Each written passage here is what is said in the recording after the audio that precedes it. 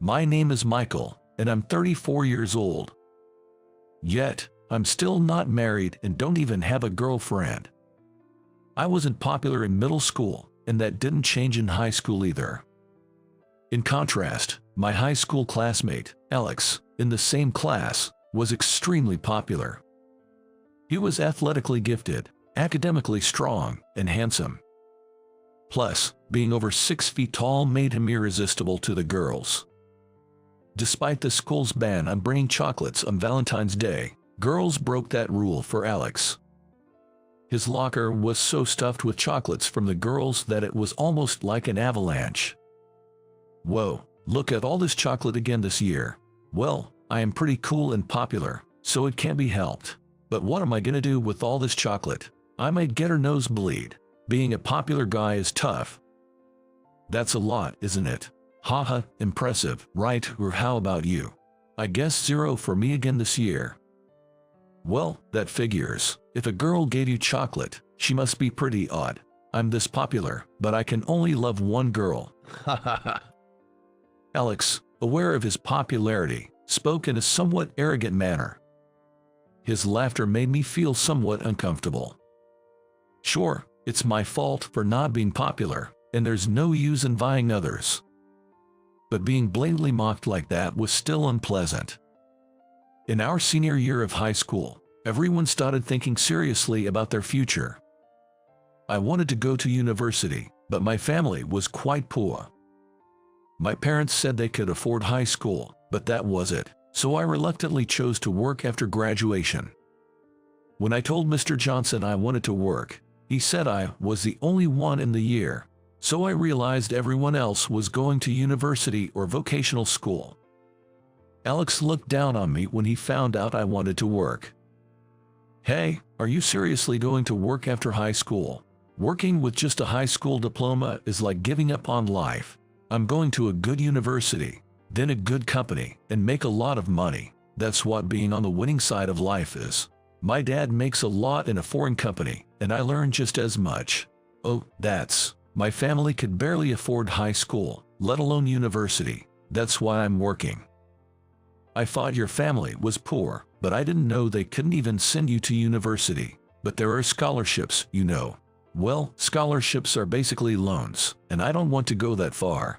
If I ever want to study further, I'll think about it then. My parents are fine with whatever I study, even if I go to grad school. It's different in a family that makes money. You're unlucky. Being poor and unable to afford university. Well, you're not that smart, so even with the money, it might have been impossible. I was close to snapping at Alex's words. But fighting or yelling would be pointless and take too much effort, so I let it go. He always looked down on and mocked someone, especially targeting me. Because my family was very poor. My family was a father-son household. My dad was often sick and couldn't work much. My mom apparently had affairs when I was a kindergartner. Dad found out about the last affair, but it seemed she had done it many times before. Eventually, Dad became mentally ill, but he couldn't leave me with Mom, so he took me in. Later, he often fell and started missing his part-time jobs. He worked part-time because he was laid off from his previous company. Since then, he couldn't find a steady job and ended up doing part-time work as if it was his main job. Mom was a housewife and had no money, so she didn't pay any child support. I kept meeting her afterwards, but honestly, I didn't want to. She always smelled of cigarettes and alcohol, and always asked me for money when we met. I started working in high school to help Dad, but since I earned for the house, I didn't give any to Mom. Then she would leave in a very bad mood, making me not want to meet her anymore. Despite this dark past, I'm enjoying life now. Work is busy, but I find it fulfilling every day, and I'm glad I chose this path. One day, while looking at my phone, I got a call from Alex. Hey, are you free right now? Not exactly free. I just got home, but I guess I have some time. What's up? Hey, I was thinking of having a small mixer soon. It's just a few people, but will you come 2 guys and 2 girls. It'll be fun, right? You seem like you're always free. I'm not really free. But when is it? It's a bit sudden, but how about this Saturday, the day after tomorrow? The place is a creative bar in New York called A Kitchen. Starts at 6:30 p.m. Sure, I'm free, but why me? Alex, don't you have more friends? Well, I needed someone perfect for the role of a wingman. I thought, who's the lowest educated and most likely to be the butt of jokes? And, well, it was you. What? Come on, you're fun to tease. Other guys wouldn't make a good joke, and to highlight my handsomeness, you're just the right pick. So, count on you. Wait a minute. And with that, Alex hung up the phone. Indeed, I was on the plainer side, so he probably planned to tease me about that. And since my family was poor, he might have intended to make that a topic of humor too. Most of the guys from our high school class were fairly good looking. So, he probably thought if he invited them, they might get more attention than himself. I thought it was incredibly rude of him to invite me just to make himself stand out. Though he was always a rude person in high school, I was still disappointed to see he talked like that even as an adult. I had hoped he would have grown out of such pettiness by our 30s, but I was wrong. It was foolish of me to think he might have called with something genuinely good. Come Saturday, I headed to the designated creative bar. It was quite stylish, certainly a place that would appeal to women. As I entered, I saw Alex and the women already seated. "You're late, man. What were you doing?" "Well, I forgot my wallet at home and had to go back for it. I only had my credit card on me." "So clumsy. Well, sit down. The beauties have been waiting. You really haven't changed since high school. Always such a klutz." "Sorry about that. Oh, sorry I'm late." "It's okay. No problem." "All right, let's order drinks. I'm getting this white wine. I'm quite picky about wine. Haha, a man of taste knows his drinks." "I'll have this." "I'll take a margarita." "And I think I'll have this red wine. It looks sweet." Then the drinks were served. Next, caprese, fritters, and other dishes arrived, so Alex suggested we start introductions. I thought it was a bit late for that, but okay. It's better not to say anything to him or he'll just complain, so I stayed quiet. "All right, everyone, time for introductions. Let's start with the ladies. You both are so beautiful."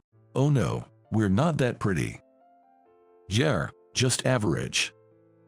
"Stop being so modest. Let's start with you, you with long hair." "Oh, me. I'm Emily. I work at a psychiatric clinic. I'm 26. "Oh, a psychiatric clinic. You must be kind. People say that, but I don't know." "And how about you with semi-long hair?" "I'm Christina. I work at the same psychiatric clinic as Emily, and we're the same age.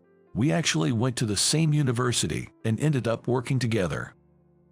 "That's amazing. Are you two good friends?" "Yeah, we get along well. We still go shopping together and stuff." "Right, we're close. We both don't have boyfriends, so we hang out together a lot." "Nice. Maybe I'll join you next time." Well, that's a bit. Where would you go with a guy tagging along? How about a swimming pool? Hee hee." Wow. The women were clearly repulsed. From my perspective, Alex was behaving incredibly creepy, almost crossing the line of getting sued. He might have said it without ill intent, but from a woman's perspective, it was simply unpleasant. Yet, Alex seemed unaware or indifferent to the inappropriateness of his comments, just laughing it off. Well, time for the guys' introductions. I'll start. I'm Alex, 34 years old, and currently a researcher for a manufacturer. Though it may not look it, I graduated from the engineering department and even went to graduate school. Wow, you have a graduate degree. That's impressive. Haha, well, I was pretty good at studying and managed to get into a state university. I enjoyed research, so I went on to get my master's degree. Guess having a graduate degree is pretty standard for guys, huh? Nowadays, more women are getting graduate degrees too, But I guess engineering is still male-dominated, right? Exactly. There weren't many cute girls in college, so I thought I'd find someone at work, but it's all guys in research. It's such a waste for a handsome guy like me not to have opportunities to meet someone, unlike some others, who can't even make excuses for not having a girlfriend. Alex made his condescending remarks and glanced at me. I realized he was referring to me but just sipped my drink, feeling indifferent. This is my high school classmate, Michael. He's super poor because he's from a single-father household. His dad was often sick and worked part-time. He couldn't afford to send Michael to college, so he ended up just a high school grad. He was the only one in our year who went straight to work. Isn't that funny? What? Sorry, Emily. Christina. He was just meant to be a prop for me. Feel free to compete for me. As I sat there, fed up, two women joined us and said, "Excuse me, you're Dr. Thompson, right? What's going on? I was wondering why you were here." "What? Dr. Thompson?" "Yes, he's the head of the clinic where we work." "Dr. Thompson?" "Right, Dr. Thompson." "Yeah, I've been quiet, sorry. I didn't expect you two to be here at this mixer." "We didn't expect you to be here either. A friend of Alex's knows us, and we decided to join, but we never thought Dr. Thompson would be here." "Why are you here? Your girlfriend will be upset." Girlfriend? I don't have one." "But the receptionist, Ling, said you recently got a girlfriend." "She loves gossip. I've been trying not to do overtime lately because of my pet hamster." "That's cute. You have a hamster. What kind is it?" "A golden hamster. It's one of those apricot-colored ones." "Well, can I see a picture? What's its name?" I showed them photos of my hamster on my phone. My camera roll was full of hamster pictures, because I've been taking a lot of them lately. This guy is a male golden hamster, named Buddy. A bit simple, but, well, so cute. Sitting in your hand. Hamsters can be so affectionate. I want a hamster now too. Small pets are nice. Hamsters have short lifespans, so it's sad when they pass, but I give Buddy all my love. "Dr. Thompson, you are kind to your patients, so I bet you're really good to Buddy too. That's such a big house for a hamster. Isn't it too large?" "Yeah. I thought a small cage would be sad, so I got the biggest one and made tunnels for him. This is cute too, right? His eating is the cutest. Well, his cheeks are so full. I didn't know they stuffed food like that. I've never had one." "Me neither. I have a cat at home, so a hamster might be difficult." "True, it could be risky with a cat around." Alex looked utterly bewildered, as if he couldn't make heads or tails of the situation. Then, he softly opened his mouth and murmured as if to himself. He muttered, as if wondering what was going on. I thought he might be interested in hamsters, but it seemed not. "Dr. Thompson, are you, like, a doctor? Like, a medical doctor?" "Yeah, I'm currently a psychiatrist." "Wait, what? Becoming a doctor must be insanely expensive. So, did you go to B medical school or J medical school after getting a job?" "No, I graduated from a medical school overseas." "What? But then you can practice medicine in America, right? You must be lying." "Actually, it's becoming quite well known that medical schools in Eastern European countries are quite reputable. I graduated from a medical school in Hungary, and after that, many returned to America and passed the American medical licensing exam. It's kind of a hidden gem. Czech Republic is also a popular option. They welcome a lot of international students." "But how did you manage the tuition and other expenses in Hungary? I mean, Hungary might be cheaper than the US, but it's not free." "That's where I got lucky. My father had a philanthropic acquaintance who helped me out. I always wanted to go to medical school since high school, but obviously, I had neither the money nor the brains to get into one. I knew I could compensate for the academics with hard work, but the financial aspect was beyond me. This guy, George, suggested I go to Hungary, and he covered all my expenses." "What? You used to say in high school that you didn't need college. Was that a lie?" "I said I secretly wanted it. Sure, medical school in America is expensive, and the ones with free tuition often come with conditions. Yay, like they ask you to work in remote islands, right? Exactly. I was contemplating what to do when I told George about my dream. That's when I went to Hungary. It was tough, especially since I wasn't good at foreign languages, but it led to my graduation and passing the American medical licensing exam upon my return. I promised George I'd pay back the tuition, but he insisted it wasn't necessary. Seems like he helps other struggling students too, doing it out of charity. He even helped me with the startup costs for my practice. I can't believe you're actually a doctor. You invited me here to look down on me, didn't you? Well, that didn't work out. Just so you know, I don't think being a doctor makes me superior or anything. Looking down on people based on their job or education is lame, especially at our age of 34. As I firmly stated that, Alex's face turned red. Frustrated, he began gulping down his drink. If he's bored because he can't look down on me, he should just leave. But he probably wants to flirt with the pretty nurses. They work at my hospital as nurses, but the gossipy receptionist had spread rumors, so they probably thought I was at the mixer to cheat. But I'm genuinely single, and the reason I've been avoiding over time is for my pet hamster. As a psychiatrist and clinic owner, I have more time than, say, a surgeon, but I'm still busy. I find my work fulfilling, but I needed some comfort. At first, I tried decorating with flowers and houseplants, but they don't interact, so I thought of getting an animal. Cats were a no-go for me. Being allergic to cats, it was tough because even though I wanted one, I just couldn't have one. I considered dogs, but it didn't seem fair to them since I couldn't commit to regular walks or give them enough attention. That's when I looked into hamsters. If you leave food out, they'll carry it to their nest. So, I got a hamster. However, taking care of a hamster for the first time, the rattling of the exercise wheel at night almost gave me insomnia. So, that's my story. I live in a spacious apartment with my hamster, Buddy, and there's no woman as the rumors suggest. I imagine being locked out if my girlfriend found out I was at a mixer. Even as Christina and Emily tried to stop him, Alex continued to drink. I knew as a doctor that this could lead to acute alcohol poisoning, so I tried to intervene, but he wouldn't listen. Eventually, he rushed to the restroom and threw up everything, looking completely exhausted.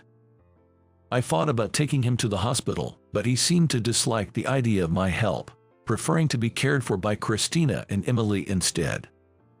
So, he just started sleeping on their laps, much to their dismay. If he can handle his liquor, he should quit drinking. Becoming chronically dependent on alcohol or suffering acute alcohol intoxication can lead to psychiatric problems. Both psychiatry and psychosomatic medicine are often handled by the same doctor, and clinics may have both specialties listed.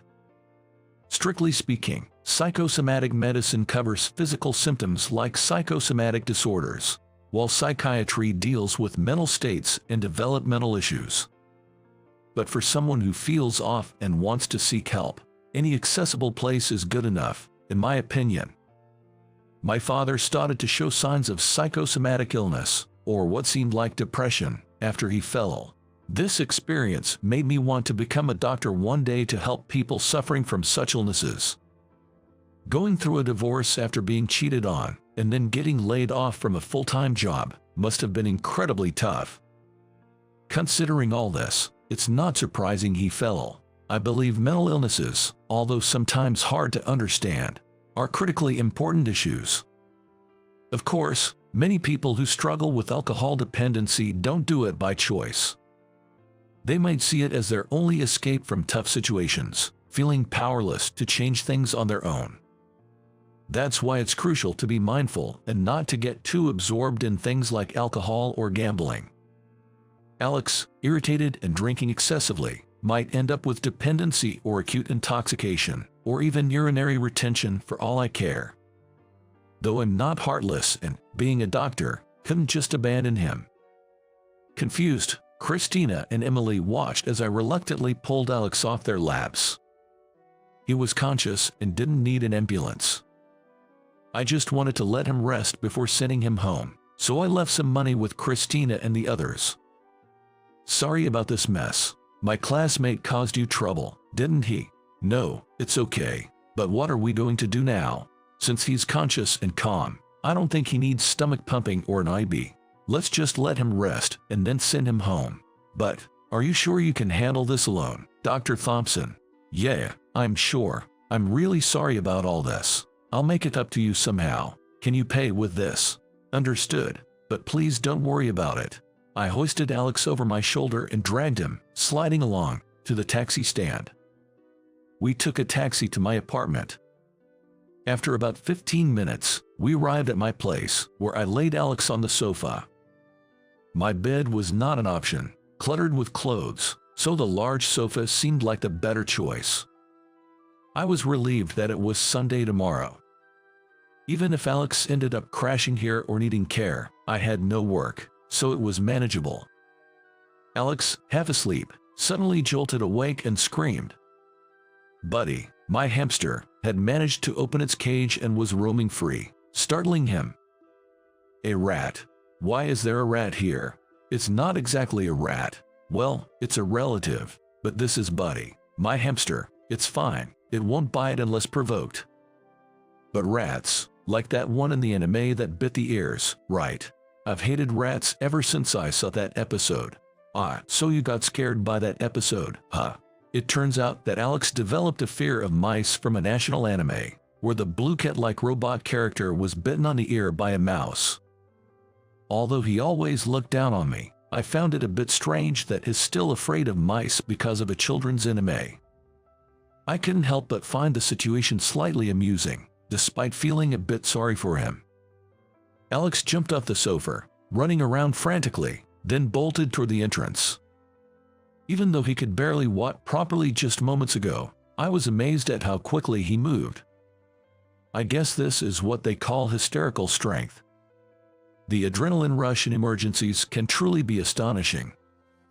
As a bit of payback for his behavior, I sent him a picture of the hamster.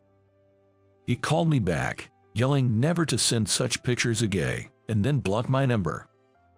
Later, I heard from a mutual classmate that Alex actually developed alcohol dependency. He kept drinking wine excessively and gradually became dependent. Now, he was reportedly in the hospital, unable to manage his work. I felt a bit sorry for Alex. To apologize to Christina and Emily, I gave them gift coupons to a fancy restaurant. I thought they might enjoy a lunch together more than if I joined them, being close friends. They were classmates and good friends, so I thought they'd enjoy going out for lunch together, and it seems they really liked the restaurant I chose. One day, when my pet hamster, Buddy, wasn't feeling well, I took him to the vet. Thankfully, it wasn't anything serious. I was relieved to receive some medicine for him, and glad I went. The veterinarian there was incredibly kind. Dr. Miller, a female vet, was very attentive even to small animals like hamsters. Turns out, Dr. Miller also has a hamster, and we got along well because of that. Then, one day, I ran into Dr. Miller at the supermarket. She seemed to be on her way home from work and mentioned she was about to have dinner, so I boldly asked her if she'd like to join me for a meal. I originally planned to buy some steak to eat that day, but I changed my mind and went to a nearby restaurant instead. Dr. Miller said the food was delicious and ate everything without leaving a single bite. Although I had ordered quite a lot, it seems Dr. Miller really enjoys eating. Seeing my surprise, she shyly asked if I was put off by her appetite. Did I turn you off? No, I was just thinking how deliciously you eat. There's nothing off-putting about it at all. That's a relief. I'm actually a big eater, and I even held back a bit today. Oh, and of course, I wasn't expecting you to treat me today. I'll pay, especially since I ate most of it. No, please don't worry about it. I find people who enjoy their food to be quite attractive. Really, I've actually been worried about it since I was young. I'm thin, but I eat a lot, so since middle school, people suspected I must be ill. Well, you know, there are mental and gastrointestinal conditions where people don't digest food well, but I think people were probably just envious. If you can eat healthily like that, then that's great. Yes, I'm completely healthy. I just love eating and cooking. It's great to make my own food and savor it. Would you like to try my cooking sometime? Yeah. If it's okay with you, I'd like you to taste test my cooking. I've been practicing French cuisine. French cuisine, that's impressive. I'd love to. I might not be able to give great advice though. I grew up in a pool household, so I'm not really good at telling good flavors from bad. Oh, and I don't mean that I'll say your cooking is good even if it's not. Please don't misunderstand. I genuinely can't discern subtle flavors. I'm not looking for a professional critique or anything. I just want someone to enjoy my food. So, I ended up visiting Dr. Miller's house on my next day off. Her Hungarian hamster, Max, was there. While I was admiring its small and cute form, Dr. Miller began cooking. The aroma was so delightful that it made me ravenously hungry. It was my first time being invited to a woman's house, and I was quite nervous and excited. But then, I wondered if Dr. Miller might have feelings for me, which made my heart race. The finished dishes looked like they were made by a professional, and I was drooling in anticipation. Even though I became a doctor and started earning well, I grew up poor and still have frugal habits, like buying cheap, ready-made meals. I've never been to a fancy restaurant or a chic bar with a woman, so I was taken aback by the appearance of such sophisticated dishes. Are they not looking delicious enough? I guess French cuisine made by an amateur like me doesn't seem very appealing. No, they look amazing. Just by the look, I can tell they're delicious. This is restaurant-level stuff. Can I eat? Yes, please try them while they're warm. Wow, oh, this is delicious. I've never had anything this good. Oh, Dr. Thompson, you're quite the exaggerator.